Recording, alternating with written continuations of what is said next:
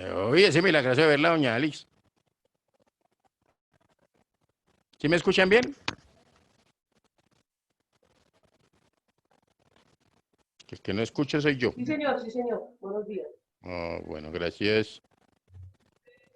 El que está bien está como medio fallando hoy. Bueno, entonces ayer estábamos hablando nosotros de la ley tributaria en el tiempo, ¿correcto? Sí, ¿Alcanzamos señor. a decir algo de la ley tributaria en el tiempo? Sí, señor. ¿Qué dijimos? Básicamente que es que... Una derivación del principio de la legalidad, ley tributaria Ujú, llamada o conocida como la ley fiscal sustancial, debe ser ujú, persistente a la verificación del hecho que se considera agravado. La ley sí. impositiva es irretroactiva como lo son las generalidades de las leyes, es decir, solo pueden aplicarse hacia el futuro. Hay que darlo. Muy bien. Punto aparte puede ser. Existe retroactividad cuando la ley regula una materia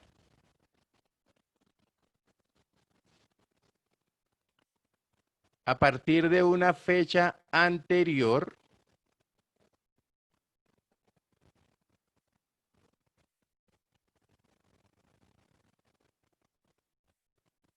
al momento de iniciación de su vigencia.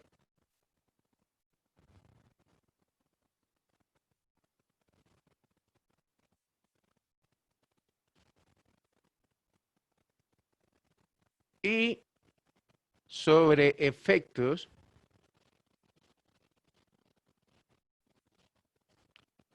de un hecho ya realizado.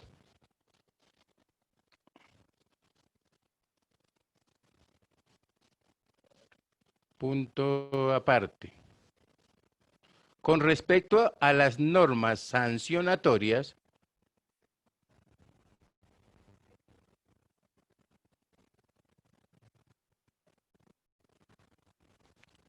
la ley preexistente al acto sancionado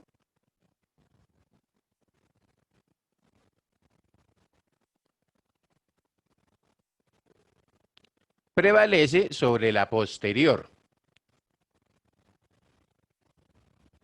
Punto seguido.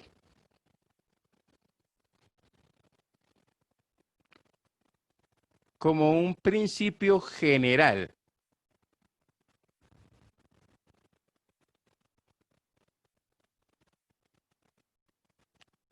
no puede, no puede, como un principio general, no puede haber retroactividad en materia penal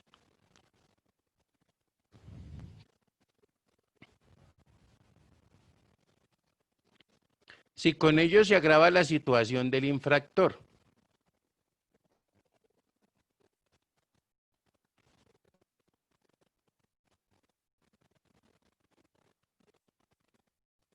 Coma, puede haberlo solamente, o puede haberla, ¿cierto? Porque estamos hablando de retroactividad, solamente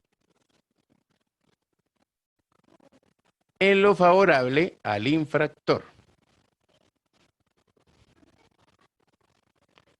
¿Listo? ¿Y eso qué es? Que fundamentalmente, vamos a dar un ejemplo, ¿cierto?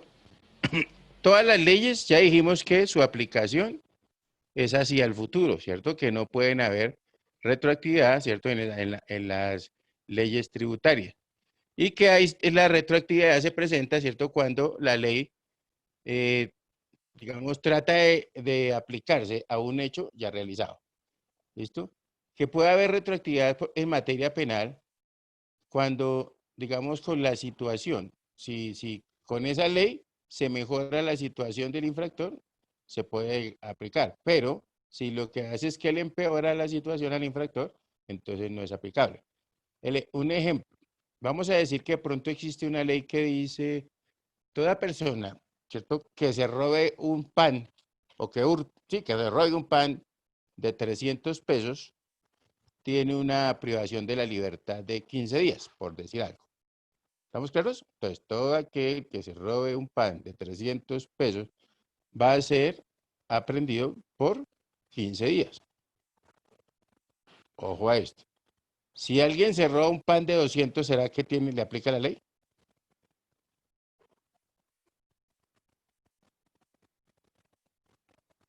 ¿Sí o no?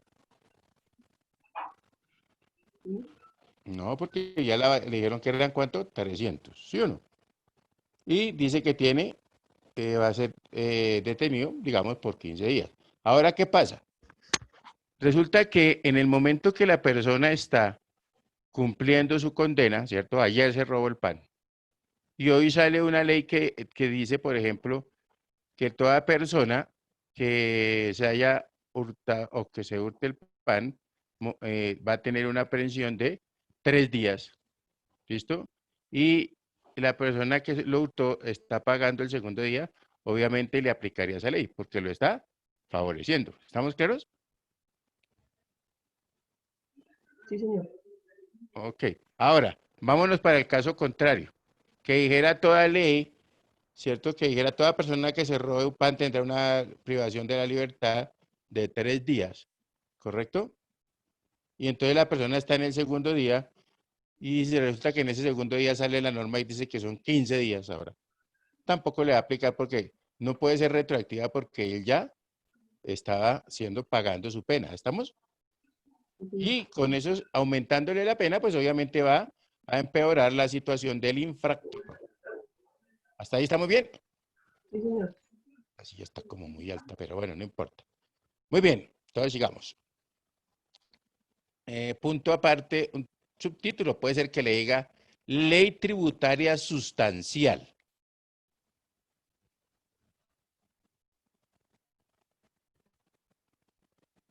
Hicimos 2 puntos. Determina los aspectos sustantivos de la norma. Recuerden cuando hablamos de norma o ley, ¿no? ¿Cómo son? ¿Se acuerdan cuáles son los aspectos sustantivos? Un voluntario que me diga, no todas al tiempo. Ya se les olvidó. Bueno, entonces me tocó otra vez a mí, ¿sí o no? ¿Cómo son? 2 puntos. A. El hecho grabado. Claro que cada que le nombran esa palabra, como que dicen, bueno, Dios mío. ¿Listo? B. Los sujetos pasivos. C. La base gravable. D. Las tarifas.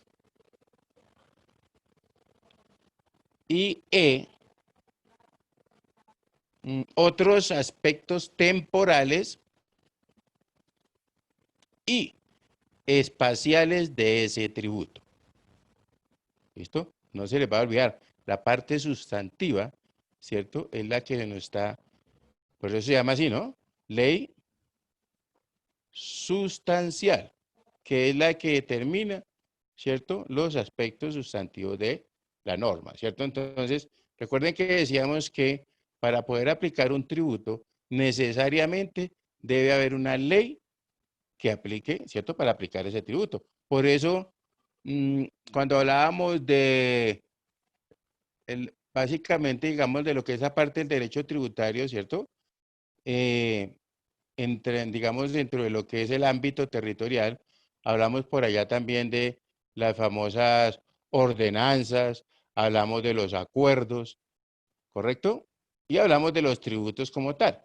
Y decíamos que básicamente, pues, es la estructura tributaria que tiene Colombia. Entonces, tanto los acuerdos como las ordenanzas como la ley debe determinar cuáles son esos aspectos sustantivos.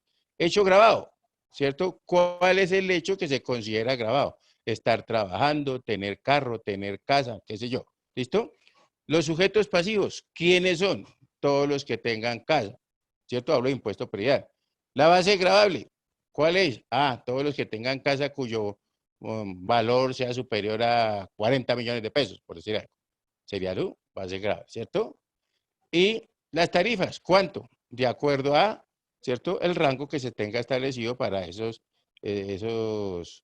bienes, ¿cierto? De acuerdo al municipio o distrito. ¿Dónde? Cuando habla de aspectos temporales espaciales, ¿dónde? O, perdón, ¿durante cuánto tiempo? De aquí en adelante hasta el año 2025, ¿listo? Y espacio, ¿dónde? ¿Listo? Por eso se habla, ¿no? Aspectos temporales y espaciales de ese tributo que se está creando. ¿Estamos claros? Oiga, ¿ya Sí, volvió señor. Liliana? Sí. Sí, señor. Sí, señor. Ok. Entonces, ojo a lo siguiente. Decimos punto aparte. Es decir,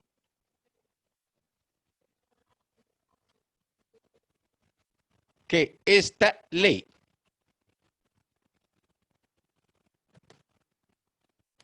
es la que crea el tributo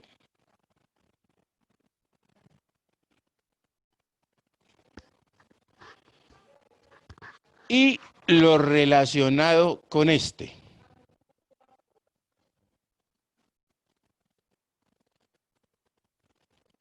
Ahora miremos qué es la ley tributaria procedimental. Entonces otro subtítulo puede ser, eso es más, ley tributaria procedimental. Entonces decimos que determina las normas que regulan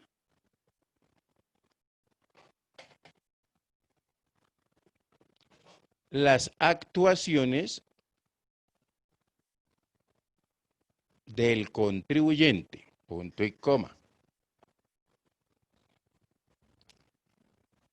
como a las entidades estatales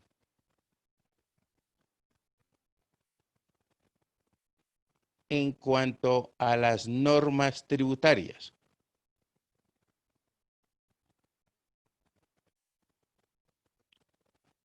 Entre paréntesis colocamos, por ejemplo, la exhibición o presentación de libros de contabilidad. ¿Listo? Entonces, estamos hablando que básicamente esa ley tributaria procedimental es la que me dice cómo debo hacer las cosas. ¿Listo? Por ejemplo, en el caso de las personas naturales, entonces que hay que hacer 6 cédulas. Entonces, esas cédulas, ¿cuáles son? ¿Cómo las debo hacer?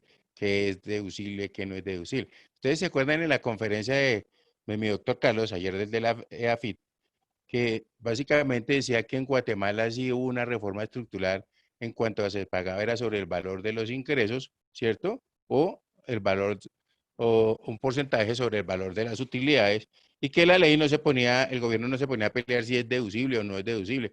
¿Se acuerdan de eso o no? Sí, señor. Y que al simplificar esa aplicación de las normas, hizo que digamos, los tributos, ¿cierto? Se mejoraran. O sea que esa parte digamos, la gente comenzó a pagar eh, sí, comenzó a pagar más oportunamente. Mejor dicho, el recaudo de los tributos mejoró muchísimo. Y de pronto, pues si uno comienza a mirar, ¿cierto? En Colombia tenemos ese problema, que es que las normas cada 2 años nos sacan una reforma tributaria, ¿correcto? Y hay unas partes que son bien enredadas. Si han tenido la oportunidad de leer de pronto una reforma tributaria, el texto de una reforma tributaria, toca leerlo como 10 veces para medio entenderlo, ¿cierto? Y las personas expertas sobre eso se quejan de la complejidad. Acuérdese de que decía que también es que aquí, de pronto, para también a veces otorgar ciertos beneficios es más el problema que le presentan a uno para poderlo hacer, ¿no? ¿Estamos claros ahí? O para poder, digamos, eh, solicitar ese beneficio, ¿no? Ok, y debido a esa complejidad que también tienen digamos, las mismas leyes, a veces es que alguien dice, no, pues es que hacerme esa declaración está muy costosa, a mí me hacen eso en 100 pesos, y de pronto usted me está cobrando 10.000. Entonces eso es mucha plata y resulta que uno tiene que leer para poder aplicar la norma y que en el futuro no vaya a tener, la persona no va a tener problema con la administración. ¿Listo? Para tener eso presente. ¿Estamos claros? Sí, señor. Muy bien. Entonces, démosle punto aparte. Vamos a colocar un título que diga Relación Jurídico-Tributaria.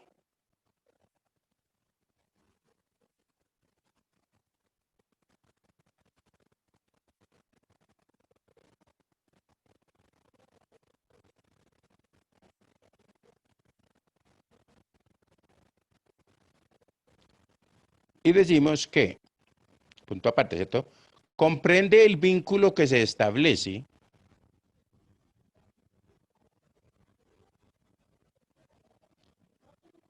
entre la pretensión del Estado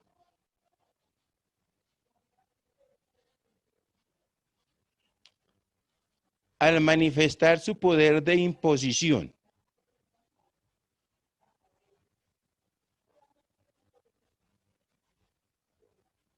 y el contribuyente al verse obligado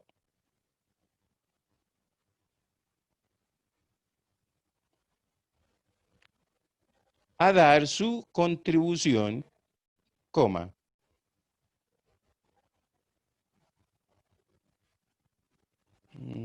una vez que se verifiquen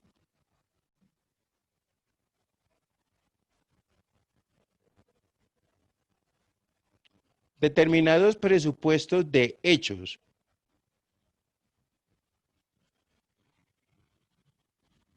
previstos en la ley.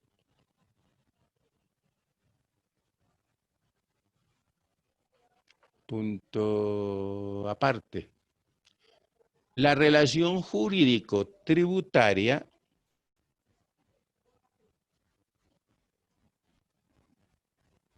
es un vínculo de derecho público, coma,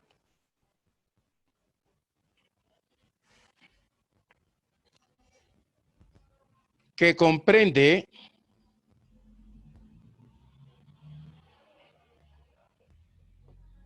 tanto la obligación sustancial de pagar tributos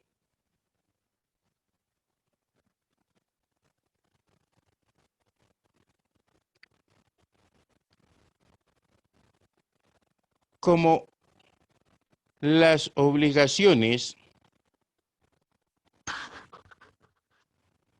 accesorias o formales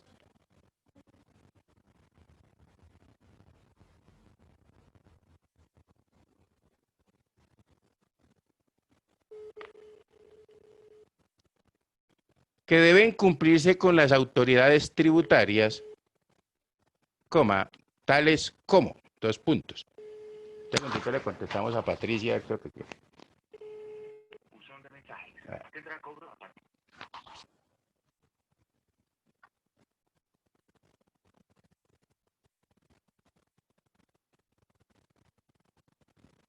¿Listo? Dijimos entonces, obligaciones accesorias o formales, ¿cierto? Que deben cumplirse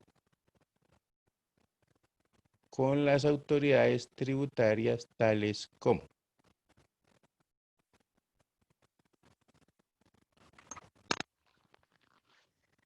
Cuéntame, mi profe, que estoy aquí en una clasecita.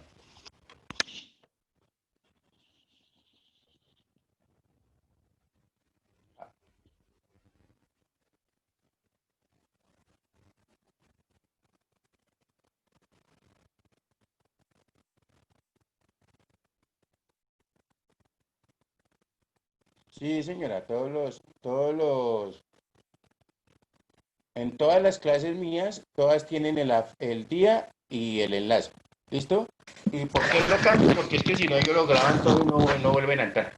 Eso es de puro control. ¿Listo? Por si las gusta. Vale. No, con mucho gusto.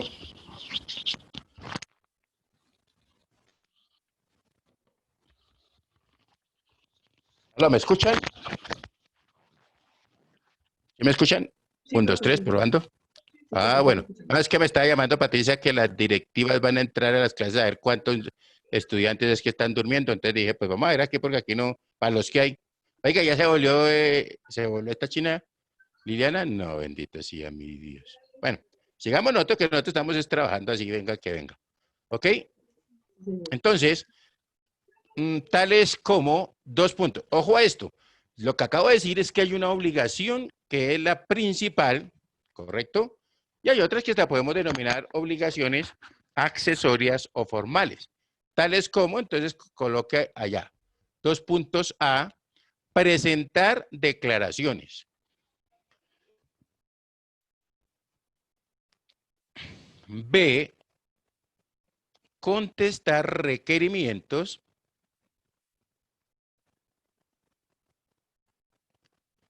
C, inscribirse en registro.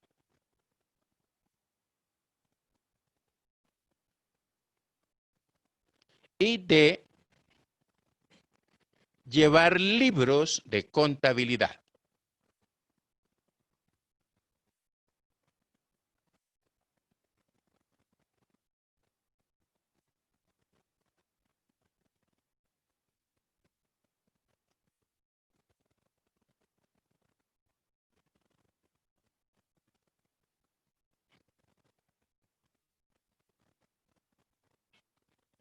Muy bien, entonces vamos a, de una vez compartamos acá.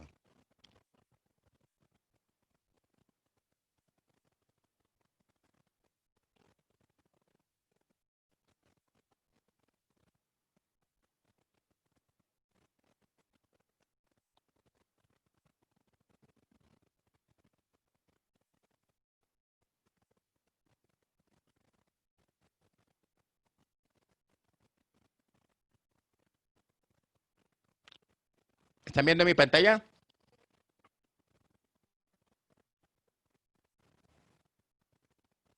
Sí, señor. Ok, entonces vamos a hablar de la obligación tributaria. Vamos a escuchar aquí a esta señorita.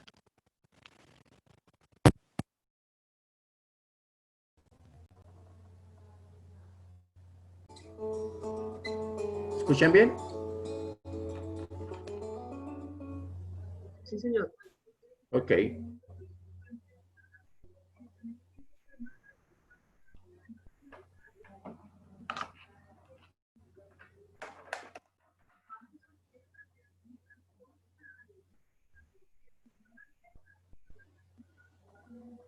Ya, ¿por qué no quiso?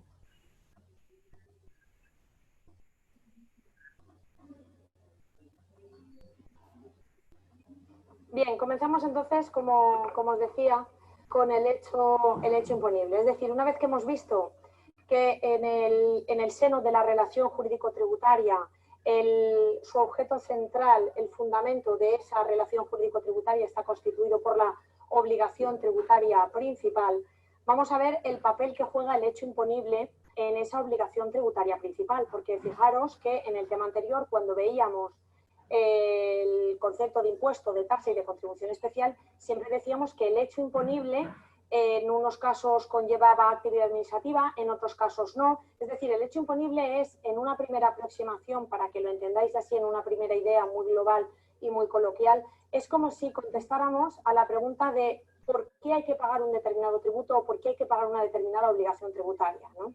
Pues bien, el hecho imponible existe, ¿por qué? Pues porque nos encontramos ante una obligación legal, que ya sabemos que su origen está en la ley. Es decir, no interviene para nada la voluntad de las partes, en concreto la voluntad del obligado tributario, a la hora de tener que cumplir con una determinada obligación tributaria. Entonces, en estos casos, ¿cómo hace la ley o cómo hace el legislador para exigir el pago de los tributos? Pues el legislador lo que hace es que adopta un determinado hecho de la realidad que manifiesta una determinada capacidad económica y se incluye en una norma de rango legal, de manera que cuando un sujeto realiza ese hecho que está contemplado en la ley, por lo tanto, eso significará que ese sujeto está manifestando una determinada capacidad económica. Con lo cual, en el momento en que esa persona realiza ese hecho contemplado en la ley y por lo tanto está manifestando su capacidad económica, entonces nacerá la obligación que tiene de pagar ese concreto tributo, o lo que es lo mismo, nacerá su obligación tributaria. Fijaros cómo esta idea es la que preside el concepto del hecho imponible en la Ley General Tributaria, cuando en su artículo 21 nos dice que el hecho imponible es el presupuesto, fijaros bien, es un hecho, un presupuesto fijado por la ley para configurar cada tributo. Eso ya lo vimos en el tema anterior, ¿verdad? Que el hecho imponible de la tasa es diferente del hecho imponible del impuesto. Entonces, el hecho imponible sirve para configurar cada tributo y cuya realización, es decir, la realización de ese hecho imponible por parte de un sujeto, origina el nacimiento de la obligación tributaria principal. Con lo cual, de momento, ya sabemos que el hecho imponible está contemplado en una ley y que es lo que diferencia las tres categorías tributarias entre sí, y lo que sabemos es que la realización de ese hecho imponible origina de alguna manera que la obligación tributaria principal nazca. Pues bien, ¿qué funciones tiene el hecho imponible? Tiene tres funciones fundamentales. La que acabo de decir, en primer lugar, que sirve para configurar cada tributo y para distinguir las diferentes categorías tributarias, es decir, el impuesto, la tasa y la contribución especial. En segundo lugar, como bien dice el artículo 21, el hecho imponible es el origen de la obligación tributaria. Si no hay realización del hecho imponible, no va a haber nacimiento de la obligación de pagar un determinado tributo. Y en tercer lugar, el hecho imponible representa la manifestación del deber de contribuir al sostenimiento de los gastos públicos mediante qué criterio fundamental que ya hemos estudiado, mediante la capacidad económica. ¿Por qué? Porque el hecho imponible es el que manifiesta o el que revela la capacidad económica del sujeto que lo está realizando. Bien, cuando se dice que el hecho imponible origina el nacimiento de la obligación tributaria, sobre esta cuestión hubo una polémica, ¿vale?, que hoy por hoy ya está bastante superada, acerca del nacimiento de la obligación tributaria principal. ¿Por qué? Porque habían dos tesis fundamentalmente contrapuestas, y entonces una tesis entendía que efectivamente que la obligación tributaria principal nacía por la realización del hecho imponible y que por lo tanto el posterior acto de liquidación o de cuantificación de esa obligación tributaria era meramente declarativo, es decir, declaraba lo que ya había nacido previamente. Por lo tanto, estos eran los partidarios de las tesis declarativas. Por otra parte, nos encontramos con aquellos partidarios de que entendían que realmente la obligación tributaria no nacía directamente de la realización del hecho imponible, sino que nacía del posterior acto de liquidación o de cuantificación de la deuda. Con lo cual, en el momento en que se cuantifica esa deuda, a partir de ese momento ya es cuando nacía la obligación tributaria principal. De ahí que a los partidarios de esta teoría, o esta teoría se le denominaba como la tesis constitutiva. ¿Por qué? Porque la función que ese acto de liquidación o de cuantificación de la deuda, es decir, en el momento en que ya se sabe qué cuantía es la que se tiene que pagar en concepto de tributo a la hacienda pública, realmente esa de liquidación era lo que constituía el nacimiento o el origen de la obligación tributaria principal. Hoy por hoy, como os decía, esa es una polémica tradicional, y hoy por hoy está plenamente superada. ¿Por qué? Porque nos encontramos hoy por hoy con que el hecho imponible es lo que origina el nacimiento de la obligación tributaria. Y ese hecho imponible o ese momento puede coincidir o no con el momento de su exigibilidad. Lo tenéis aquí debajo. Habrá casos en los que el nacimiento y la exigibilidad de la obligación tributaria coincidirán en el tiempo. Por poneros un ejemplo, si un obligado tributario va a solicitar la expedición o renovación de la tasa del DNI, fijaros cómo la realización del hecho imponible va a coincidir en principio con la exigibilidad. Ahora bien, también nos podremos encontrar con otros supuestos en los que el momento del nacimiento y el momento de la exigibilidad estarán separados en el tiempo o disociados en el tiempo, como sucede, por ejemplo, en el IRPF, que se entiende producido el hecho imponible a 31 de diciembre de un determinado año, pero luego el momento en que se cuantifica y que por lo tanto es exigible esa obligación tributaria es mucho más posteriormente, ¿no? Con lo cual, como os decía, siempre, ¿con qué nos quedamos? Pues con que habrá que ver la normativa propia del tributo de que se trate. ¿Por qué? Porque ambas situaciones son plenamente legítimas. Así viene también establecido en el artículo 21 de la Ley General Tributaria. Fijaros, como nos dice, el devengo es el momento en el que se entiende realizado el hecho imponible. El devengo del tributo siempre es cuando se entiende realizado o producido el hecho imponible y en el que se produce el nacimiento de la obligación tributaria principal.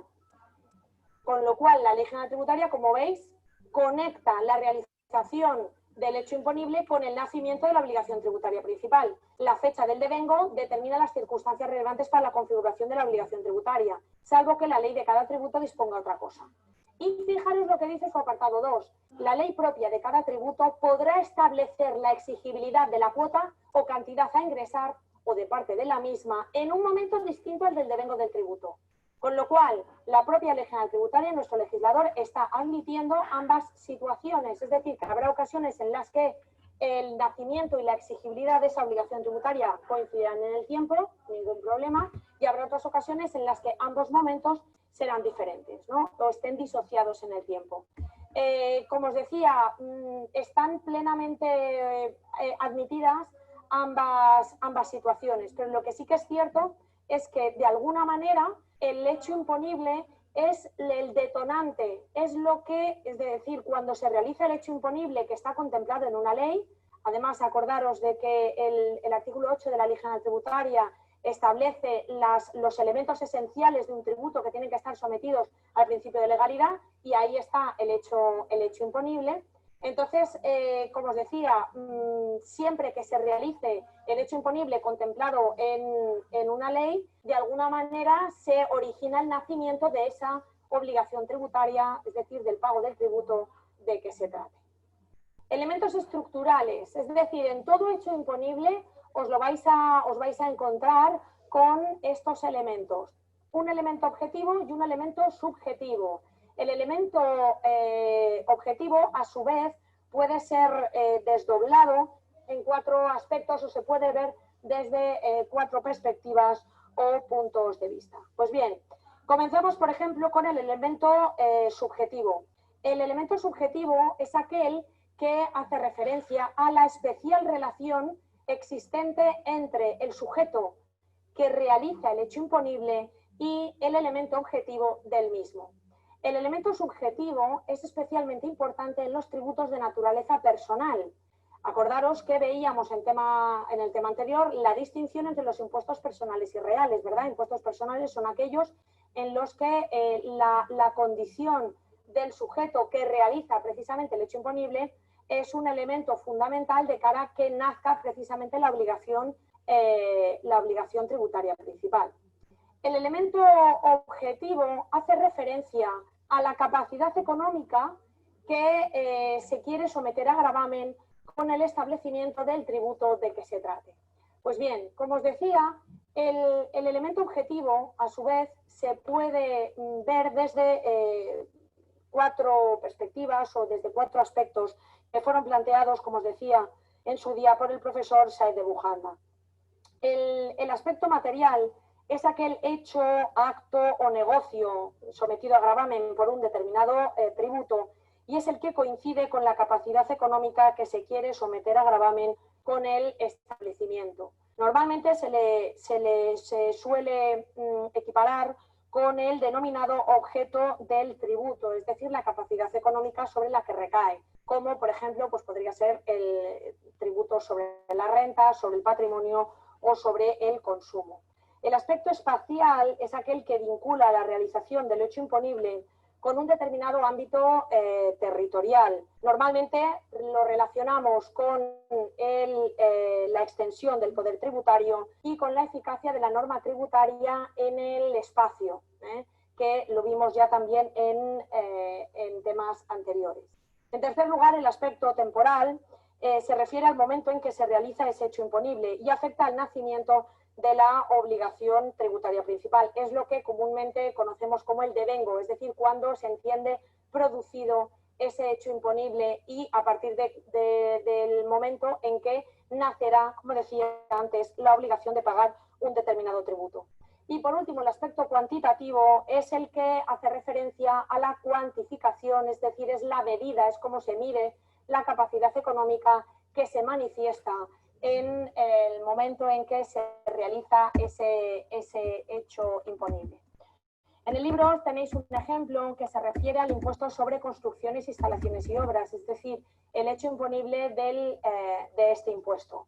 Fijaros, en el artículo 100 del texto refundido de la Ley de Haciendas Locales nos dice que el hecho imponible del impuesto, fijaros bien en el impuesto sobre construcciones, instalaciones y obras. Es decir, decía antes que el hecho imponible es como contestar el por qué. ¿Por qué tenemos que pagar el impuesto sobre construcciones, instalaciones y obras? ¿Por qué? Pues porque, como decía, el hecho imponible está constituido por la realización dentro del término municipal de cualquier construcción, instalación u obra para la que se exija obtención de la correspondiente licencia de obras o urbanística.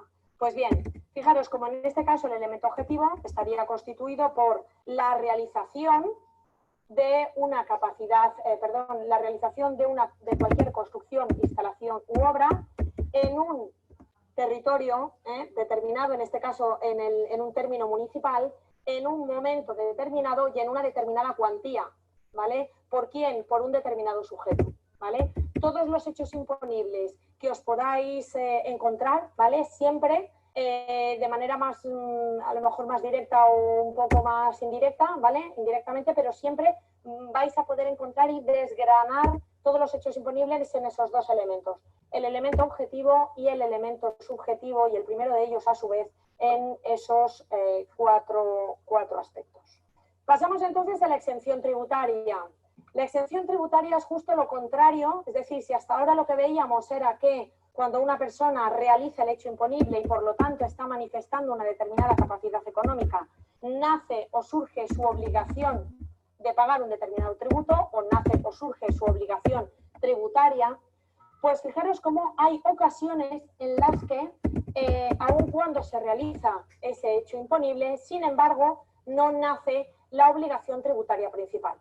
Así es definido por el artículo 22 de la Ley General Tributaria. Fijaros, cuando nos dice, son supuestos de exención aquellos en que, a pesar de realizarse el hecho imponible, la ley exime del cumplimiento de la obligación tributaria principal.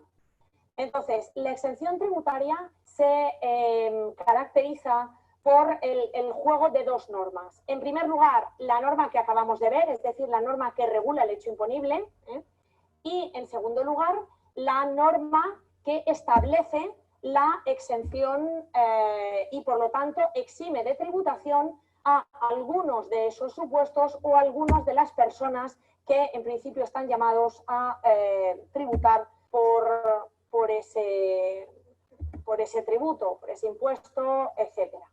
Bien, acordaros también que en ambos casos son elementos esenciales de un tributo que se encuentran sujetos al principio de reserva de ley. Como he recordado antes, el artículo 8 de la Ley General Tributaria, sí, cuando lo reviséis, fijaros como dice, son los elementos estructurales, los elementos fundamentales de todo tributo que siempre tienen que venir establecidos por una norma de rango legal. Por una parte os encontraréis el hecho imponible y por otra parte los supuestos de exención, ¿vale? Pues bien, por ejemplo, por poner un ejemplo, imaginaros el hecho imponible del IRPF, del impuesto sobre la renta de las personas físicas, es la obtención de renta por una persona física, ¿vale? Con lo cual, cuando una persona física obtiene determinadas rentas que pueden provenir de salarios, que pueden provenir de intereses, por ejemplo, de capital mobiliario, de diferentes fuentes u orígenes de renta, en principio están realizando el hecho imponible del impuesto. En principio están manifestando una capacidad económica, con lo cual, en principio, se les aplica esta o han realizado la norma que regula el hecho imponible a 31 de diciembre. Ahora bien, puede que existan, como así sucede en la realidad, con determinadas normas que lo que hacen es eximir de tributación a determinados supuestos o a determinadas personas. Por poneros un ejemplo, las becas públicas, ¿vale? Las becas públicas, si no estuvieran exentas, en principio la cantidad que se recibe por una persona para cursar becas, para cursar estudios, por ejemplo, en principio deberían de tributar, constituyen renta, constituyen capacidad económica, deberían de tributar. Pero ¿qué es lo que sucede? Que existe una segunda norma, que es la norma de la exención, en este caso el artículo 7 de la ley del IRPF, que declara exenta de tributación, pues por ejemplo, las becas públicas, etcétera, para cursar estudios con determinados requisitos. Entonces, para que lo entendáis, si esta es la norma que regula el hecho imponible, ¿vale? Pues y tenemos determinados supuestos que en principio tienen que tributar en el momento en que se realiza ese hecho imponible. Ahora bien, la norma de exención lo que hace es como que los exime de tributar. De manera que, fijaros, es importante, sobre todo por una parte, por la diferenciación que luego veremos con los supuestos de no sujeción, pero también es importante, sobre todo, que veáis que en un momento determinado, igual que se ha aprobado esa norma que regula la exención, esa segunda norma, si se elimina, ¿qué sucederá? Que el supuesto que estaba exento vuelve otra vez a tributar. ¿Por qué? Porque le es de aplicación la norma que regula el hecho imponible. Bien, con lo cual, en el caso de la exención tributaria, como decía, se produce por el juego de dos normas, la norma que regula el hecho imponible y la norma que establece esa exención. Clases de exenciones, ¿qué tenemos? Pues bien, tenemos exenciones totales o bien exenciones parciales. Las exenciones totales son aquellas en las que impiden totalmente el nacimiento de la obligación tributaria. El caso que os he dicho de las becas, ¿no? Totalmente, es decir, íntegramente, totalmente, las becas sin limitación de cuantía están exentas, ¿vale? O, por otra parte, nos encontraremos con una exención parcial cuando se reduce el importe o la cuantía. Por ejemplo, podría ser una bonificación, una reducción, también. En segundo lugar, exenciones objetivas y subjetivas, en función de sobre lo que recaiga esa exención. Fijaros bien en el propio nombre, es muy sencillo. Las exenciones subjetivas son aquellas que afectan a sujetos o a un determinado grupo de personas. Por ejemplo, imaginaros que se dijera, pues, a los jubilados, pongamos por ejemplo, que están exentos todos los jubilados, pues eso sería una exención subjetiva. Exención objetiva es aquella que se refiere a supuestos o a objetos, es decir, que no se refiere a personas. Por ejemplo, el caso de las becas. Las becas públicas, ¿qué es lo que se declara? ¿Qué o quién se declara exento? Si es que, ¿qué es lo que se declara? Una beca. La beca no es un sujeto, no es una persona, sino que es un objeto. Pues en ese caso estaríamos hablando de exenciones objetivas y subjetivas. Y luego ya por último tendríamos las exenciones temporales y las permanentes. Las temporales son aquellas que nacen ya con una vocación de temporalidad y que, pues por ejemplo, también son muy frecuentes, cuando a lo mejor se dice estarán exentos durante los 2 primeros años, pues entonces desde que entra en vigor. O bien las permanentes son aquellas que no tienen un plazo limitado de vigencia en el tiempo. Pues bien, esto es por lo que se refiere a las exenciones. En el libro tenéis unos ejemplos bastante clarificadores. Por ejemplo, pues el caso de las becas públicas, como decía, sería una exención total y además una exención objetiva y permanente. Como ejemplo de exención de carácter parcial, pues por ejemplo tenemos la de determinados en el IRPF, determinados dividendos y participaciones en beneficios hasta 1.500 euros. Fijaros bien, hasta 1.500 euros están exentos, entonces si alguien recibe 2.000 euros, los 1.500 primeros estarán exentos y la diferencia, es decir, los 500 sí que tributarán. Esa sería una exención parcial. Exenciones temporales, pues las que ahí tenéis un ejemplo del IAE, que según el cual estarán exentos los sujetos pasivos que inicien el ejercicio de su actividad en territorio español durante los 2 primeros años. Y luego exención subjetiva, pues por ejemplo las que se establecen en favor de la Cruz Roja, de la ONCE, etcétera. Es decir, lo que se declara exento es a, bueno, pues un grupo, un colectivo de personas o de sujetos. Y ya por último nos queda simplemente el diferenciar y distinguir la exención tributaria respecto de los supuestos de no sujeción. Y es que son parecidos porque en la práctica los soléis confundir, porque en la práctica producen el mismo efecto, y es que no se tributa o no se paga la cuota tributaria, pero internamente y jurídicamente son supuestos diferentes, ¿no? Fijaros cómo lo define la Ley General Tributaria. Nos dice que la ley podrá completar la delimitación del hecho imponible mediante la mención de supuestos de no sujeción. Es decir, si bien la norma de exención, es decir, teníamos la norma del hecho imponible y luego teníamos aquí la segunda norma que era la que declaraba la exención, ¿verdad? Pues bien, el caso de la norma de no sujeción sería un supuesto que quedaría aquí. Es decir, la norma que regula la no sujeción se emite o se aprueba con carácter aclaratorio, es decir, son supuestos que directamente el legislador, ante la duda, dice esto queda fuera del ámbito de aplicación de este hecho imponible, es decir, esto no va a tributar, ¿vale?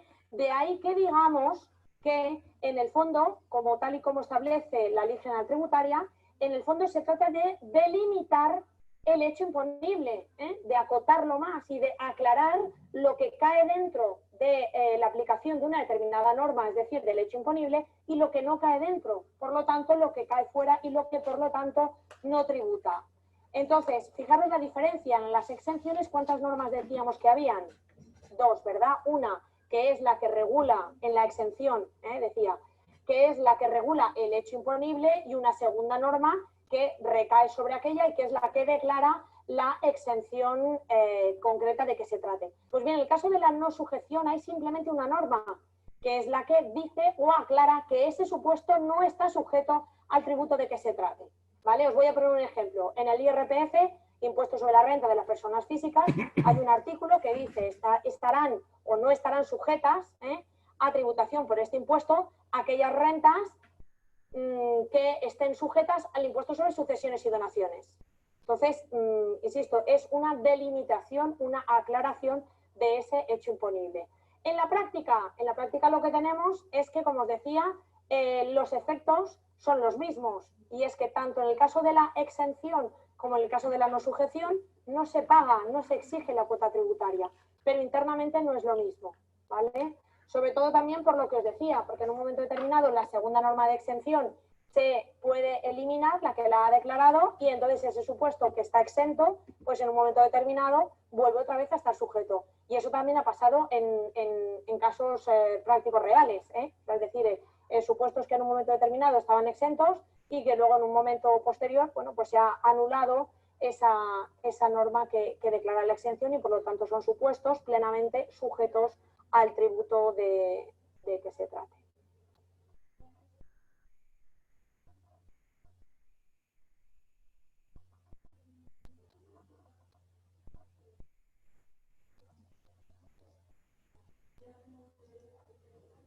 Bueno, muy bien. Entonces, si nosotros observamos, ¿cierto? O escuchamos, fíjese que básicamente nuestras legislaciones todas son similares, ¿no?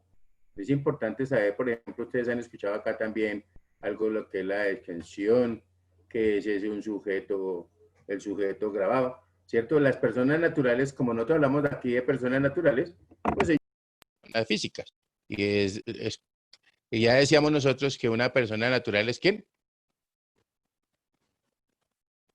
¿Sí se acuerdan o no?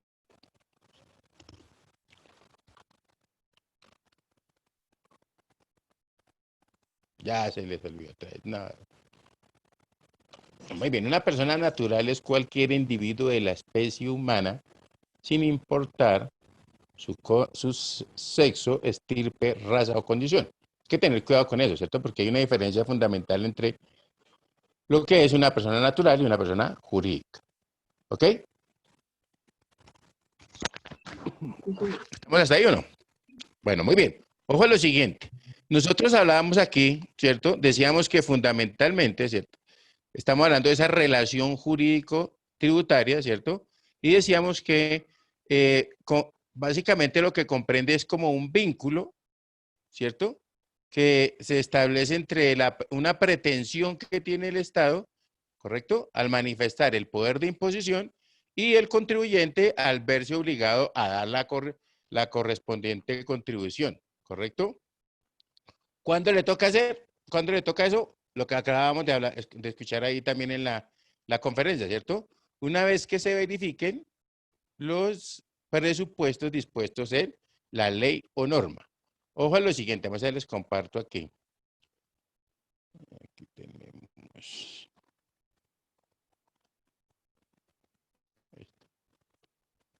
esto, eso.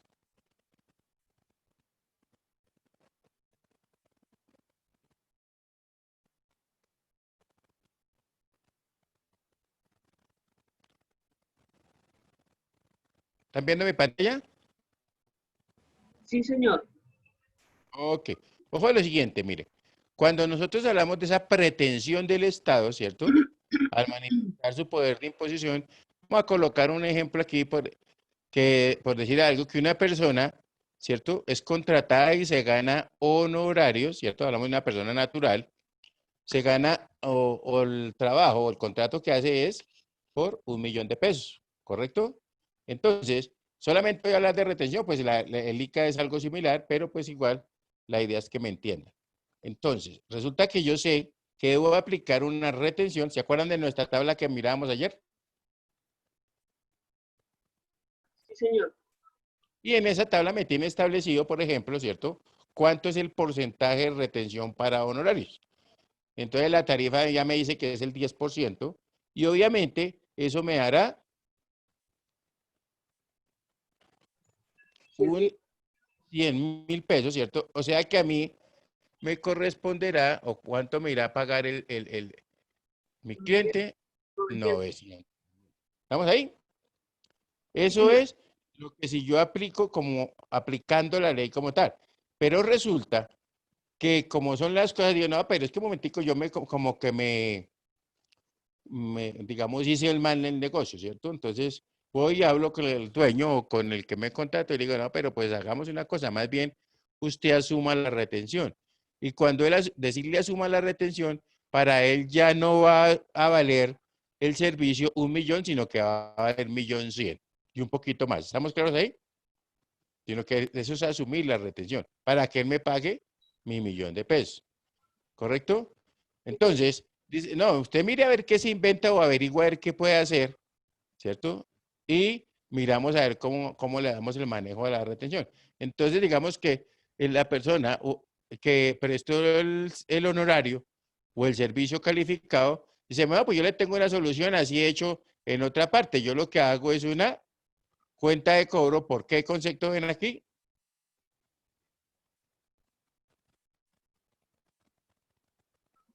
Transporte, 1.000.000 de pesos. Transporte, ¿cierto? En lugar de colocar honorarios, pero se lo pongo también, digo que no, que más bien entonces, digamos, yo le voy a cobrar es un transporte por 1.000.000. Pero yo y el dueño, o sea, la persona a quien me contrató, el contratista y el contratante son conscientes de que el hecho son honorarios, no transporte. ¿Ahí estamos claros? Sí, profe. Ok, entonces, ojo a esto.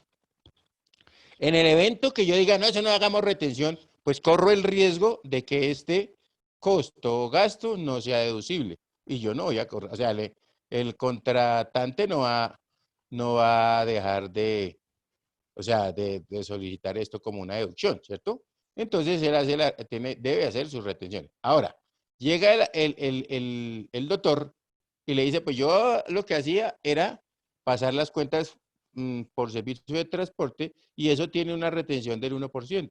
O sea que fíjese que el 1% de 1.000.000 generalmente son, 10.000. o casi siempre, son 10.000, ¿correcto? Entonces estamos diciendo que, ojo, en términos generales, si yo miro, el valor no retenido, ¿cuánto fue? Por el concepto que era grabado. 90.000. 90.000, ¿correcto? O 90.000. sea que ahí, en esa forma, ¿cierto? Yo ya no voy a recibir 900, sino recibiré, ¿cierto? O la persona que hizo el servicio, ¿cierto? El servicio calificado va a recibir la suma de estos dos. ¿Listo? O sea, va a recibir ¿cuánto? 990.000. 990.000. Lo que quiere decir que aquí se presentó, esto es lo que nosotros llamamos una elusión, ¿correcto? Recuerde que se decía que una cosa, ayer hablábamos también en la conferencia de AFID, que básicamente una cosa es evasión, ¿correcto? Y otra cosa es, ¿qué estoy haciendo aquí? Una cosa es evasión y otra cosa es elusión, ¿listo? Entonces, cuando que decía que esa evasión y esa elusión, aquí en Colombia la tienen calificada como lo mismo, ¿listo? Pero esto está mal, o sea que yo no estoy evadiendo. ¿Cuándo evado? O sea, si yo hago esta situación así, ¿qué estoy haciendo? Estoy eludiendo. No estoy evadiendo. Cuando evado es, yo hago una evasión de impuestos cuando no cancelo absolutamente nada. ¿Estamos claros? Sí, señor. En este caso, el ejemplo lo puse con transporte, pero hay otros que dicen, no, pongámosle más bien servicios de digitación o en lugar de honorario, ¿cierto? Pongámosle servicios. Y entonces el servicio de la tarifa ya no va a ser el 1, ¿cierto? Sino que será aquí el 4, ¿cierto? Vamos a ponerle aquí con el 4 o el 6%, pongámosle el 4%. Entonces, si miro ahí, fíjese que de todas maneras mi deducción, ¿cuánto es? 60.000, ¿correcto? Ahora, si nosotros miramos, estoy colocando acá algo fundamental, que es que si yo no declaro, ¿correcto? Estos 100.000 serían el valor de mi impuesto a cargo. ¿Estamos? Repito, si yo no declaro, estos 100.000 sería el valor de mi impuesto a cargo. ¿Correcto? Si yo no declaro, en este caso que, digamos, serían 10.000, pero voy a irme con este valor de acá, ¿cierto? Lo que quiere decir que mi valor no retenido, que son 90, que se presenta la ilusión, ¿cierto? Ese valor fue lo que yo dejé de pagar al Estado. ¿Listo? ¿Qué más aclaramos ahí? Resulta que también dijimos, ojo, puede ser que si yo declaro, me dé cero a pagar, ¿cierto? Una cosa es presentar declaración y otra cosa es pagar impuestos. ¿Listo? Para que tengamos eso claro. No siempre la persona que declara va a pagar impuestos, ¿cierto? Porque la ley también nos da unas alternativas, ¿cierto? Por ejemplo, como que dice que las personas que tengan el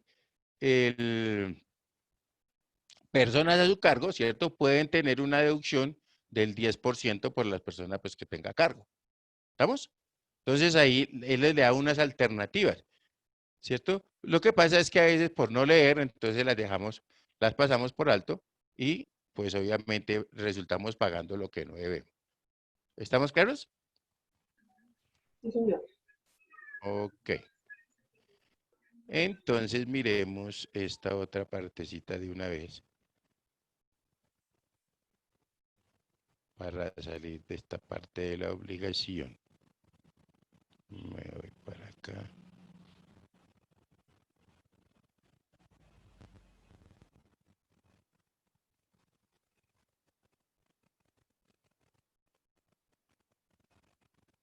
Como complemento a la parte que estábamos hablando de y más didáctica para que no peleen tanto. Entonces, eso espero.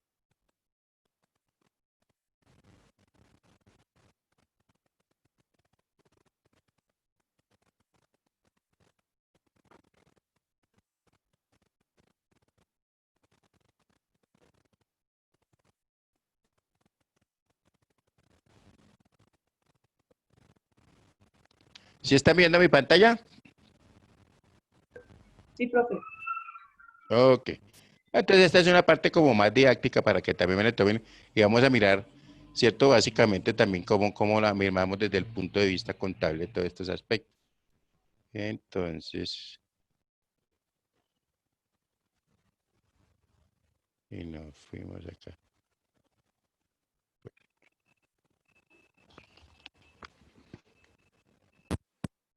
En este video vamos a hablar sobre código tributario. Bien, ¿qué es el código tributario? El código tributario es un conjunto orgánico y sistemático de disposiciones que regulan la materia tributaria general. Profe, casi no se escucha. Bueno, me toca que haga mucho silencio porque es que no tiene más volumen. Ah, Estoy ok. mirando aquí si le puedo seguir, pero no. Bueno, listo, profe. Las disposiciones que contiene el código tributario Sí, no hay. no es para regular Ya me callo. de manera específica a uno o a otro tributo, sino que las disposiciones que contiene este código se va a aplicar a todos los tributos en general. Por eso decimos que el código tributario viene a ser la norma mater de todos los tributos. Bien, ¿cómo es que se divide el código tributario? El código tributario se divide en 5 partes. La primera viene a ser el título preliminar, el cual consta de 16 normas. Luego tenemos el libro 1, denominado la obligación tributaria. Luego tenemos el libro 2, la administración, los administrados y la asistencia administrativa mutua en materia tributaria. Luego tenemos el libro 3, denominado procedimientos tributarios. Y finalmente el libro 4, que se denomina infracciones, sanciones y delitos. Bueno, en este primer video empezaremos hablando sobre el título preliminar del Código Tributario. Este título preliminar, como ya he mencionado, consta de 16 normas. La primera norma se denomina contenido. Esta norma, como su mismo nombre lo dice, nos habla sobre el contenido del Código Tributario. Nos dice que este código establece los principios generales, las instituciones, los procedimientos y las normas del ordenamiento jurídico tributario. Es decir, los principios del derecho tributario, o mejor dicho, los principios de la tributación en nuestro país están contenidos en el Código Tributario. Además, en el Código Tributario vamos a encontrar a qué instituciones acudir en tal procedimiento. Es decir, según el procedimiento o acción que estemos realizando, el Código Tributario nos va a decir hacia qué institución debemos acudir. Y además, en el Código Tributario encontramos también los procedimientos. Los procedimientos en materia tributaria, es decir, procedimientos de fiscalización, procedimientos de cobranza coactiva, los procedimientos contenciosos y los procedimientos no contenciosos. Todo esto lo vamos a ir viendo según vayamos avanzando en ese tema del Código Tributario.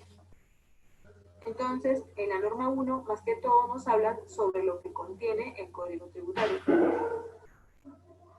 Bien, antes de empezar a hablar sobre la norma 2, que se denomina ámbito de aplicación, vamos a hablar sobre el tributo, ya que en videos anteriores hasta el momento no se ha hablado sobre el tributo. ¿En qué consiste el tributo? ¿Qué es el tributo? Bien, en nuestra legislación, la palabra tributo no tiene una definición. En ninguna norma, ni en la Constitución Política del Perú, ni en el Código Tributario nos dicen de manera específica qué es el tributo.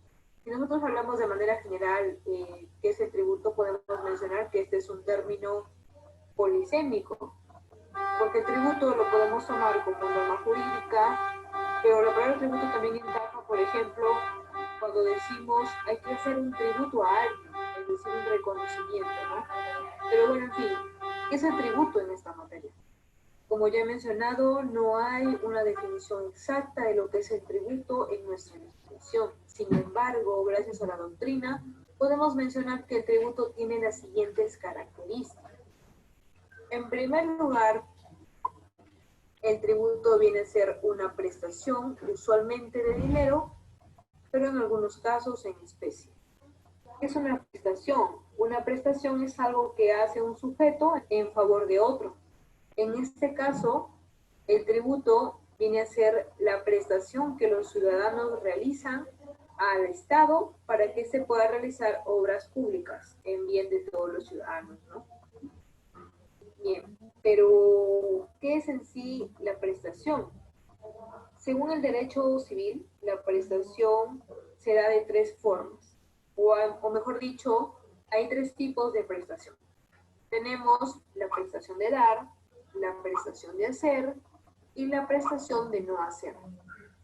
La prestación de dar, cuando una persona se compromete a entregar algo. La prestación de hacer es cuando una persona se compromete a realizar una determinada acción. Y la prestación de no hacer, cuando una persona se compromete a no realizar determinada acción. Vamos a dar un ejemplo de cada uno para entenderlo mejor. En el caso de la prestación de dar, por ejemplo, yo me comprometo a venderte una computadora y la otra parte se compromete a darme dinero. Ahí tenemos la prestación de dar por ambos lados. Yo tengo la prestación de dar porque yo me comprometo a dar la computadora y la otra persona también realiza una prestación de dar porque se compromete a darme el dinero. En el caso de la prestación de hacer, un ejemplo, yo me comprometo a brindarte una asesoría y tú te comprometes a darme dinero. Por mi lado, tengo la prestación de hacer, porque tengo que brindarte la asesoría, tengo que hacer eso. Y la contraparte tiene la prestación de dar. ¿Por qué? Porque me va a dar dinero a cambio. En el caso de la prestación de no hacer, un ejemplo, tú te dedicas a la venta de ropa y yo tengo una marca conocida que me dedico a otra cosa, pero voy a empezar también en la venta de ropa, por lo que tú ves que a mí me va a ir bien también. Entonces, para no correr riesgo, me dices, no realices esa actividad de vender ropa y a cambio yo te voy a pagar tal monto de manera mensual o tal monto en general. Entonces, si yo me comprometo a no vender ropa y a cambio la otra parte me da dinero, entonces de mi parte está la prestación de no hacer y de la otra parte está la prestación de dar, ya que me va a dar dinero para yo no hacer tal actividad. Bien, entonces hay tres tipos de prestación: prestación de dar, prestación de hacer y prestación de no hacer. Pero en este caso, en el caso hablando del tributo, ¿esta prestación de qué tipo viene a ser? Esta prestación viene a ser la prestación de dar. Como ya he mencionado, el tributo tiene la característica de que los ciudadanos brinden una determinada suma de dinero al Estado para que se pueda realizar obras públicas, ¿no? Entonces tenemos la prestación de dar, ya que los ciudadanos dan el dinero al Estado. Esa es una de las características del tributo. Otra de las características es que el tributo tiene que estar establecido en virtud a una ley. Y esto lo mencionamos en uno de los videos pasados cuando hablamos del principio de legalidad. Cuando mencionamos que el artículo 74 de la Constitución Política de Perú nos decía que los tributos se crean, se modifican, se derogan o se exoneran solo por ley o por decreto legislativo. Entonces, para que este tributo sea válido, es que tiene que estar establecido pues en virtud a una ley. Otra de las características del tributo es que este puede ser exigido coercitivamente por potestad tributaria del Estado ante el incumplimiento de pago. ¿Qué quiere decir esto? Pues en todas las legislaciones del mundo, cuando el ciudadano no paga el tributo, el Estado lo puede exigir de manera forzosa, es decir, de manera coercitiva, llegando al embargo, ¿no? Entonces, cuando el ciudadano no paga el tributo, se le puede exigir de manera directa quién, la entidad que recauda dicho tributo. Y esto pues es muy distinto a que si tú debieras dinero a un banco, porque cuando tú debes dinero a un banco y este quiere embargarte, no puede ir de manera directa y sacar tus cosas. El banco tiene que ir a la vía judicial, es decir, va a seguir todo un proceso y el juez es quien va a ordenar el embargo de tus bienes. En cambio, en materia tributaria no ocurre eso. Si tú no le pagas a la SUNAT o a la municipalidad, entonces ellos pueden ir y directamente hacer el cobro del tributo. ¿Por qué? Porque el Estado tiene aquí la potestad de cobrártelo de manera forzosa ante el incumplimiento del pago de dicho tributo. Otra de las características del tributo es que este no constituye sanción de acto ilícito. pues hay muchas personas que suelen confundir al tributo con una sanción, o suelen hablar como si fuese el mismo término, lo cual está mal. El tributo es la prestación que hace un sujeto a favor del Estado para cubrir gastos públicos o para que estos realicen, pues, ¿no?, las obras públicas. La sanción viene a ser un castigo que te imponen, bien porque cometiste una infracción o porque has realizado un acto contrario a la ley. Entonces, hablar de tributo no es lo mismo que hablar de una sanción. El tributo, porque tú tienes que cumplir como ciudadano y pagarle al Estado para que se pueda realizar obras públicas. Pero la sanción a ti te lo imponen por realizar un acto indebido, por ir en contra de la ley, ¿no? Bien. De la sanción, el tipo de sanción más conocido viene a ser la multa, pero no es la única, hay varios. Ya hablaremos también de los tipos de sanción más adelante. La multa implica que el ciudadano pague una determinada suma de dinero. Es por eso también que confunden al término tributo con multa, porque ambos consisten en pagar una suma de dinero al Estado. Solo que, como ya he mencionado, el tributo es porque tienes la obligación de pagar para que el Estado pueda realizar obras en favor de los ciudadanos, pero la multa, o mejor dicho, la sanción, es también la suma de dinero que hace el ciudadano al Estado, pero por haber realizado un acto indebido, por haber realizado un acto contrario a la ley. Bien. Y por último, tenemos la siguiente característica que en realidad ya la he venido mencionando al momento de hablar las características anteriores. El tributo pues sirve para cubrir los gastos de necesidades públicas. Bueno, entonces, como ya les he dicho, no tenemos una definición de tributo, no tenemos una definición exacta, ya que no la encontramos en nuestra legislación, pero en base a la doctrina podemos decir que el tributo tiene estas características que acabo de mencionar. Bien, con esto ya podemos ahora hablar sobre la norma 2. La norma 2, como les había dicho, se denomina ámbito de aplicación. Lo que nos dice el Código Tributario es que el tributo está comprendido por impuestos, contribuciones y tasas. No te dice qué es el tributo. Lo único que dice el Código Tributario es: el tributo está comprendido por impuestos, contribuciones y tasas. Y nos hablan de cada uno de estos. Nos hablan la manera en cómo se divide el tributo o qué es lo que contiene el tributo, pero no nos dice qué es en sí el tributo, ¿no? Pero bueno, esto ya acabamos de hablarlo y ya lo entendemos mejor.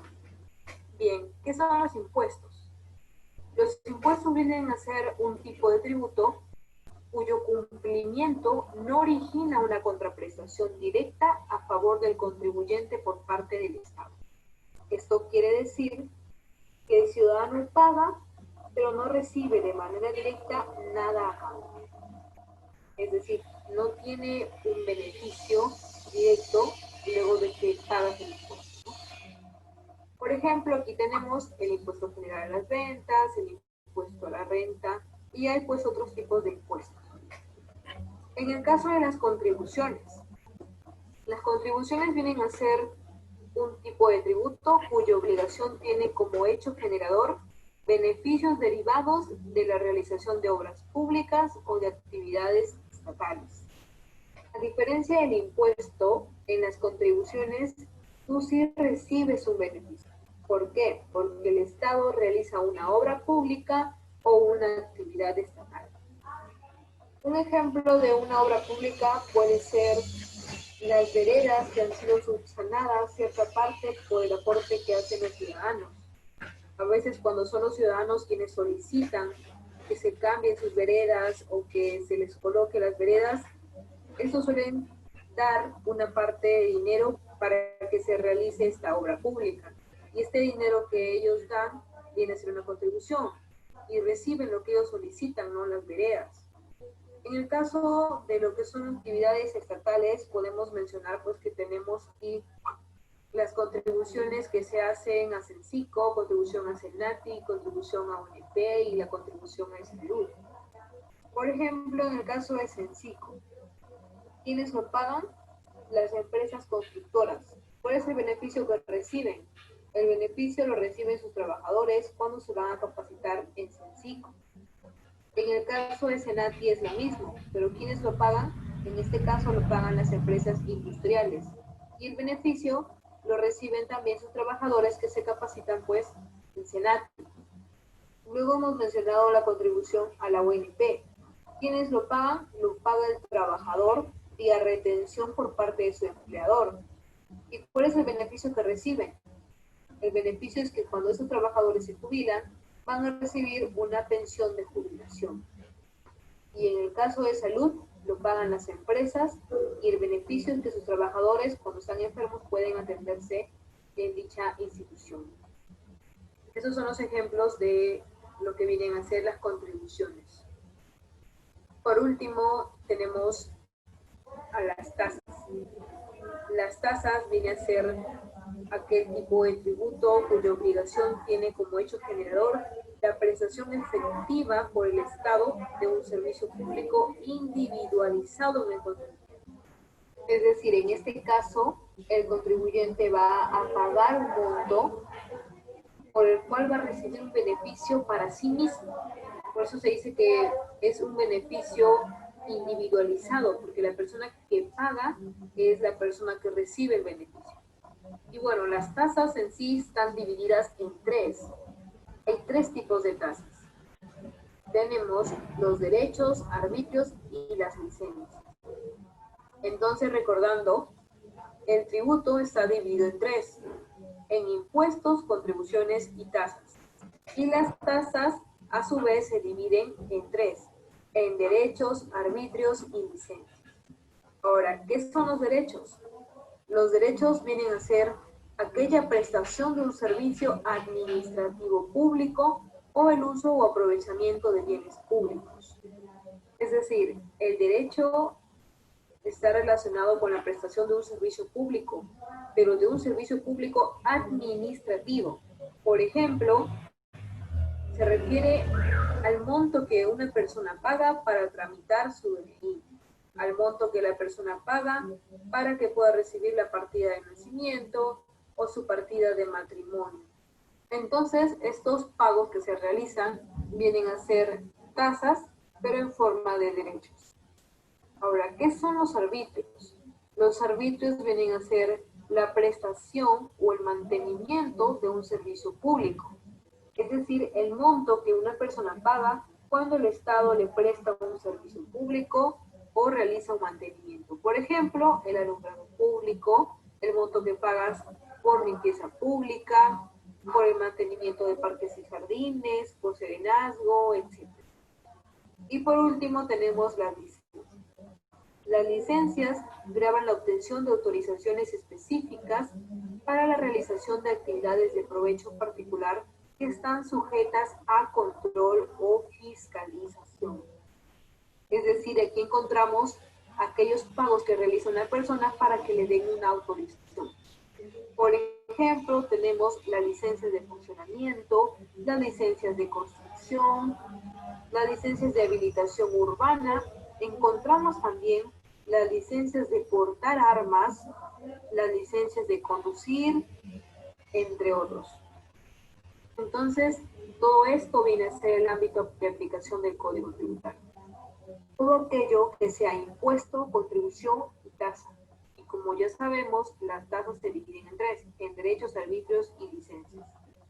Bien, entonces, todo lo que sea impuesto, contribución y tasa es un tributo. ¿Por qué recalco esto? Porque pues no todos los pagos que el ciudadano hace al Estado es un tributo. Hay pagos que el ciudadano hace al Estado y que no es tributo. Por ejemplo, una empresa minera, cuando quiere extraer mineral, paga un porcentaje al Estado, la cual se denomina regalía minera. Entonces, se tenía la duda si es que la regalía minera vendría a ser un tributo o no.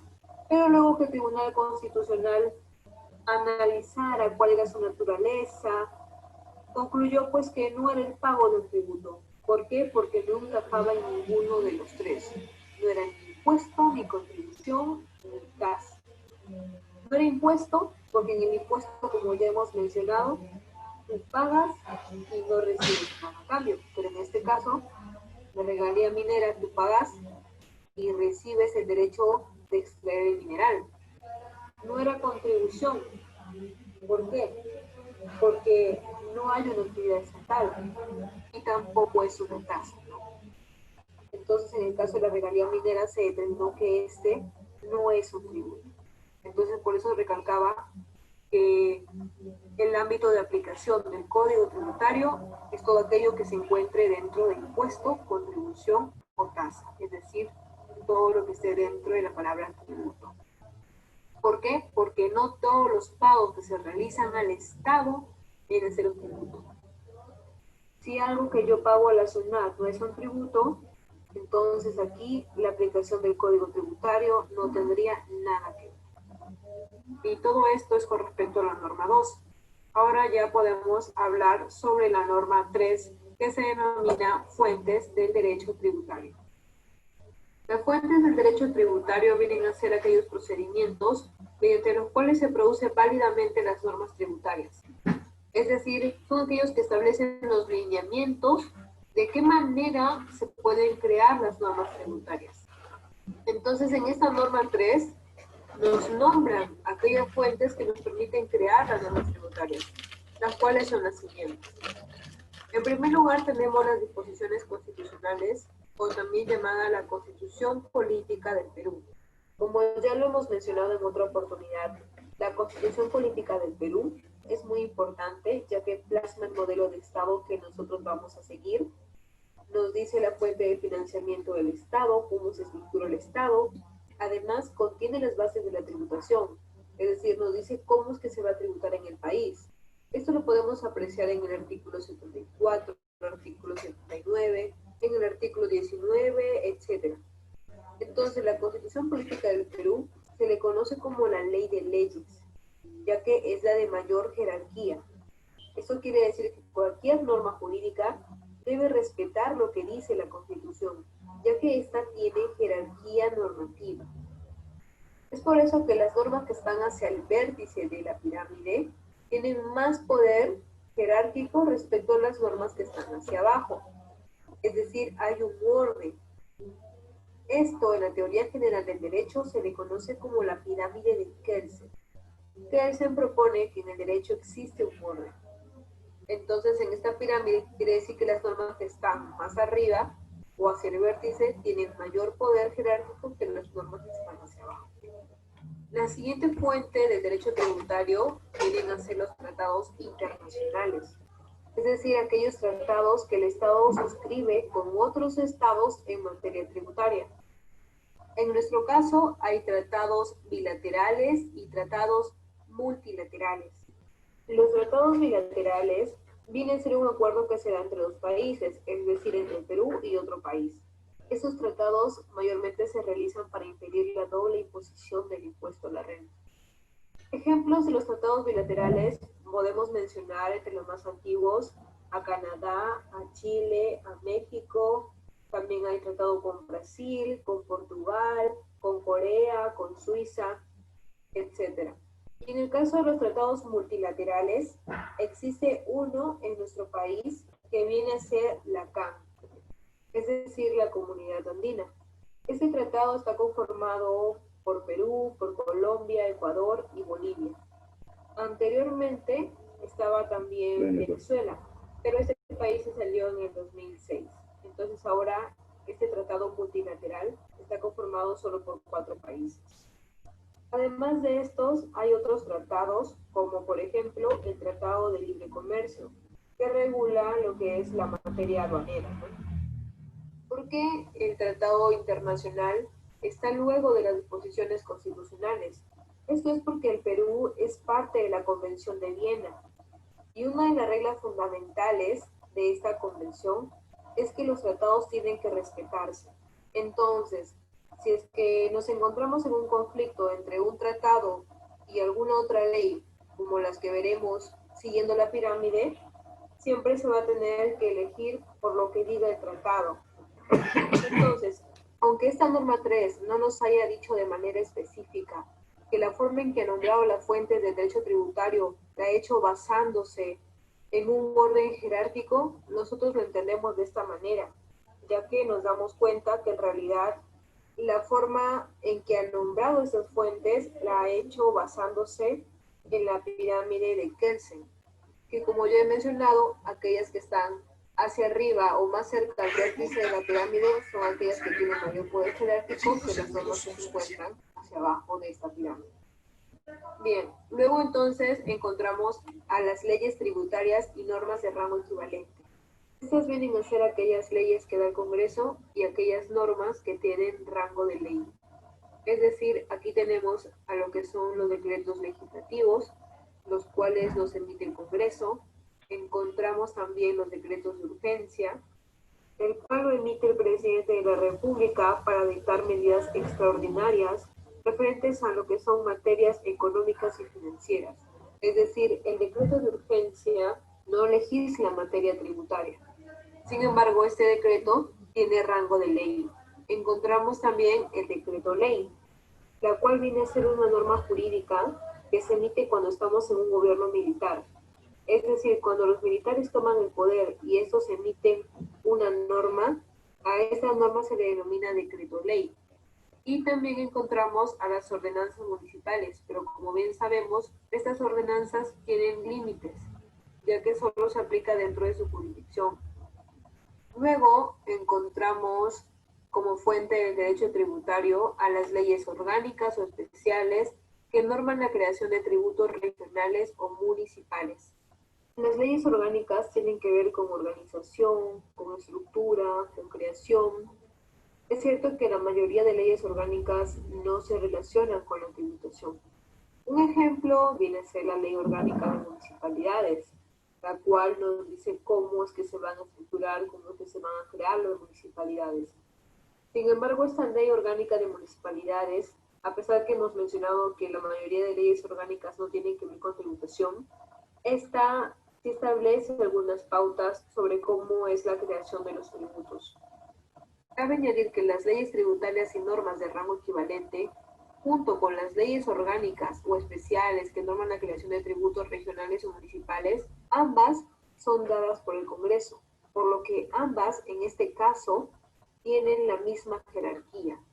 Aunque se haya presentado de esta manera la pirámide, no quiere decir que las leyes tributarias tengan mayor rango que las leyes orgánicas. En este caso, ambas son del mismo rango. Luego encontramos como fuente del derecho tributario a los decretos supremos y normas reglamentarias. Una vez que se crea la ley tributaria, luego tiene que emitirse una norma que lo reglamente. El reglamento lo que hace es desarrollar la ley, es decir, lo pone en práctica, lo hace operativa. Le dice la manera de cómo tributar. Entonces, el reglamento complementa a la ley. Pero la ley, como acabamos de ver, tiene mayor jerarquía que el reglamento. Ahora, ¿quién emite el reglamento? El reglamento lo emite el presidente de la República y esto lo podemos ver en el artículo 118 de la Constitución Política del Perú, en el numeral 8, el cual nos dice que el presidente de la República es quien se va a encargar de ejercer la potestad de reglamentar las leyes, pero sin transgredirlas ni desnaturalizarlas. ¿Y esto cómo lo va a hacer? Dictando decretos. Entonces, el reglamento de una ley lo emite, o mejor dicho, lo dicta el presidente de la República. Pero debemos tener en cuenta que el reglamento no puede contradecir o decir algo opuesto a lo que dice la ley. Entonces, por ejemplo, en el caso del impuesto a la renta, salió la ley y luego se publicó el decreto supremo, el cual amplía lo que dice la ley, pero sin transgredir dicha ley ni la Constitución. Sin embargo, debemos tener en cuenta también que hay algunas leyes que no tienen reglamento y se aplica solo lo que dice en la ley, como por ejemplo el presente Código Tributario. No cuenta con un reglamento, por lo que solo nos basamos en la ley de este. La siguiente fuente del derecho tributario viene a ser la jurisprudencia. ¿Quién se encarga de resolver aquellos conflictos o controversias que existen entre lo que la regulación señala y entre lo que el contribuyente afirma? Bien, los que se encargan de resolver esos conflictos vienen a ser los órganos que administran justicia en materia tributaria, es decir, el Tribunal Fiscal, el Poder Judicial, o de ser el caso, el Tribunal Constitucional. Entonces, la jurisprudencia vienen a ser aquellas decisiones, aquellas sentencias, aquellos fallos que emiten los órganos que administran justicia cuando están analizando o resolviendo un conflicto en particular. Entonces, supongamos que en el caso de pagos a cuentas del impuesto a la renta, la administración tributaria interpretó A, y el cliente interpretó B, es decir, interpretan cosas distintas. Entonces, lo que hace el juez es interpretar y decir si la interpretación correcta es A o es B, o tal vez las dos están mal y nos dice cuál es la interpretación correcta. Entonces, a estos fallos le dan. Yo se lo dejo como para que se lo revisara y me lo vea para corroborar. Entonces lo quito de una. A estos fallos se les denomina jurisprudencia. Entonces, la jurisprudencia viene a ser una fuente del derecho tributario. Y es muy importante ya que le da al ciudadano la credibilidad. Porque si yo tengo un caso X, donde ya el Tribunal Fiscal, la Corte Suprema o el Tribunal Constitucional han dicho esta norma se interpreta de esta manera y es preferente vinculante, entonces yo ya tengo una guía. Yo ya puedo saber mediante la vía constitucional o judicial es que ese criterio me favorece. De ser así, sigo. Pero si veo que realmente ese criterio me desfavorece porque ha ocurrido ya en un caso anterior, entonces mejor ya ni voy. Entonces, el que haya ocurrido ya un caso igual al tuyo, te permite ver qué es lo que va a suceder con el tuyo. Porque estos órganos que administran justicia en materia tributaria, se supone que han dado su fallo, han dado su jurisprudencia, entonces ya sabemos lo que va a acontecer. Luego tenemos como siguiente fuente del derecho tributario a las resoluciones de carácter general emitidas por la Administración Tributaria. ¿Por qué se llaman resoluciones de carácter general? Se llaman así porque implica a todos los contribuyentes.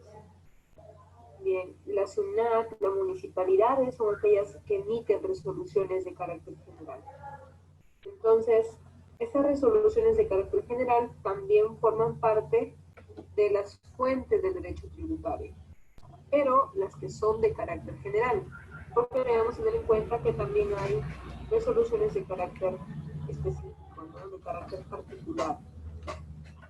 Y por último, encontramos a la doctrina jurídica. La doctrina jurídica vienen a ser las publicaciones que hacen los especialistas en investigaciones relacionadas a la materia tributaria. Muchas veces los casos no solo se fundamentan con las fuentes de derecho tributarias que hemos nombrado anteriormente, sino también recurren a la doctrina jurídica. Lo que pasa es que como las normas tributarias no son del todo claras y a veces esto conlleva a múltiples interpretaciones, entonces para poder darle sentido a la norma jurídica, cuando la interpretas, te basas también en la doctrina jurídica. Pero aquí hablamos específicamente de la doctrina jurídica, más no de la doctrina económica ni la doctrina contable. Entonces, estas son las fuentes del derecho tributario. Y como ya he mencionado, las normas que están hacia arriba prevalecen sobre las normas que están hacia abajo. Pero no olvidar que había una excepción. En el caso de las leyes tributarias y normas de rango equivalente, tenían el mismo rango que las leyes orgánicas o especiales que norman la creación de tributos regionales o municipales. Y bueno, hasta aquí este video. Ya en el próximo continuaremos hablando sobre las demás normas que conforman el título preliminar del Código.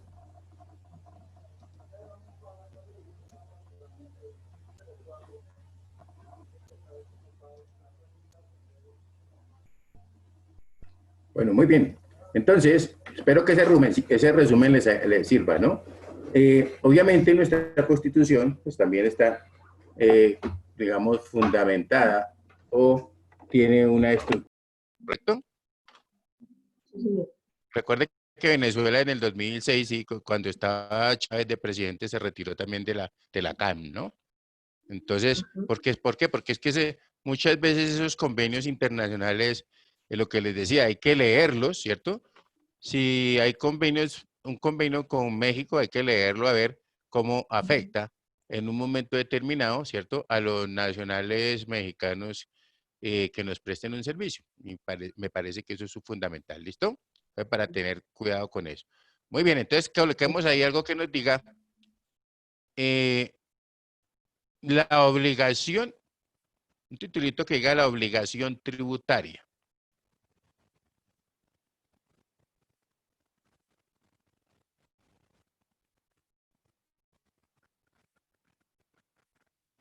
Entonces decimos 2 puntos. En términos generales, una obligación, coma,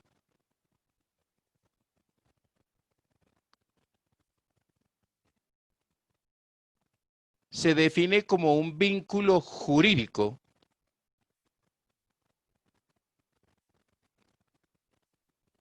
en virtud del cual una persona determinada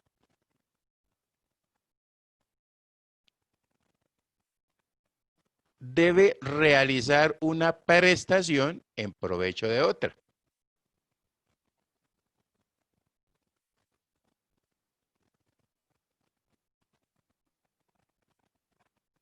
Punto aparte puede ser. La obligación siempre opera entre 2 sujetos. Entre paréntesis colocamos acreedor y deudor.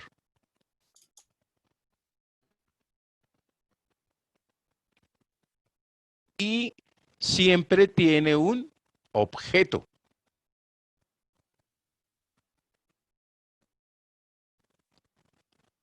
Punto seguido. Refiriéndonos al vínculo de la obligación tributaria, Profe, ¿y siempre tiene qué? un Siempre. objeto. Gracias.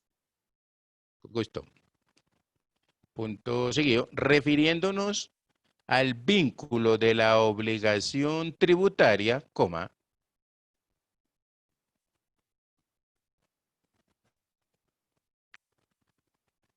también se dan estos elementos. O también se dan los elementos de la obligación en general.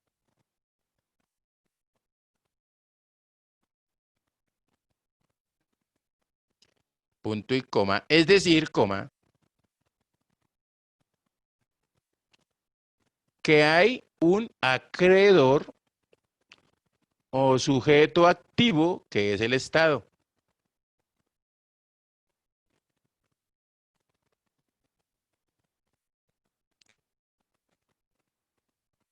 Punto y coma. Un deudor o sujeto pasivo que es el contribuyente. Profe, ¿puede repetir, por favor? ¿Qué te repito? Activo, que es el Estado. ¿Y luego qué sigue? Ok. Punto y coma. Un deudor o sujeto pasivo que Gracias. es el contribuyente. Creo que ya. Uy, ya llegó la hora. Ya. Pero terminamos esta que no me falta sino dijimos que un sujeto pasivo que es el contribuyente y un objeto que es el pago del tributo. ¿Listo? Sí, señor. Y dejamos ahí entonces y mañana ya miramos lo que es el ciclo y una diferencia fundamental que se presenta y hacemos una explicacióncita de esto. ¿Listo? Ok. Sí, señor. Muy bien. Entonces, espera un momentico, aquí ya decimos, por favor, préndame las cámaras. Yo creo que en la otra clase les van a entrar los duros, entonces para que estemos pendientes de eso. ¿Listo? Ah, Hola, doña Geraldine, ese milagroso de verla. Oiga, ¿qué pasó con esta chica? ¿Se voló? yo creo. Qué cosa tan irregular. ¿Y qué se pasó con Verónica? ¿También se voló y me dejó la foto? No, aquí estoy, profe. Ah, bueno. Ya nos tiene así. Eso, para que quede ahí Entonces, ojo a lo Creo que a siguiente. Diana se le fue el internet, profe. Esta ya tiene Ah, problemas con el internet. Ah, bueno, para tenerla presente, porque yo pensé que era que había oído, entonces tengo que ponerle la falla, ¿sí o no? Pues así de sencillo. ¿Listo? Bueno, entonces que mi Dios me Bueno, les bendiga. Hablamos mañana. Espero gracias, que profe.